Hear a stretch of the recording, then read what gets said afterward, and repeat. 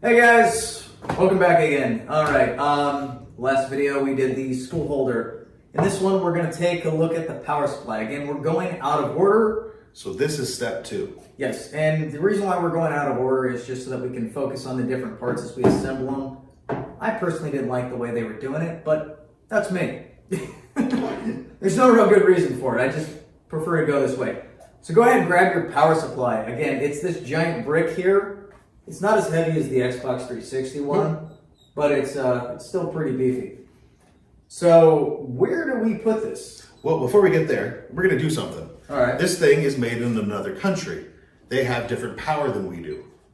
Well, okay. Understand voltage-wise. So let's bring right it now. front. Let me. This is set for Right, Jeff. 230 volts. Well, I hate to break it to all of us, but we don't run 230 in the US on this stuff.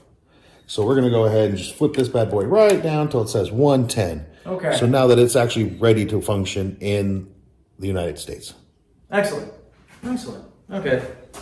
So we'll probably, I'll keep you, let's see, swap it around wherever we're at. Now we're gonna, I think from the manual, you're mounting it on the back, so they're probably gonna want to see how we mount this. Boom. It's probably going to be your best bet. So, the way to tell the difference of which side is which, there's a switch and a plug. That faces out. Oh, okay. That means there's only one way it can go. Oh, so I have to screw in this way. Yes. Okay, that makes sense. And wait, why is there screw holes on both sides? Because that is a power supply. So a power supply can be put anywhere. It can come for different machines. That makes As sense. in the SV06 has the exact same power supply, even though this is a plus.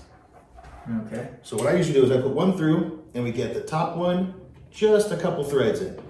The reason why is this thing is going to be very tight with the way it holds on to the system. Gotcha. So when we put this guy in here, it needs to be flush, otherwise it will cross thread. And if you cross thread it, there's no going back. Oh, really?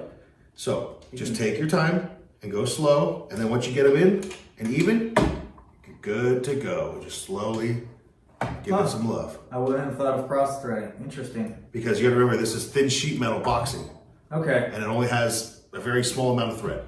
Nice. So make sure you do it very slow and smooth, and don't over tighten it.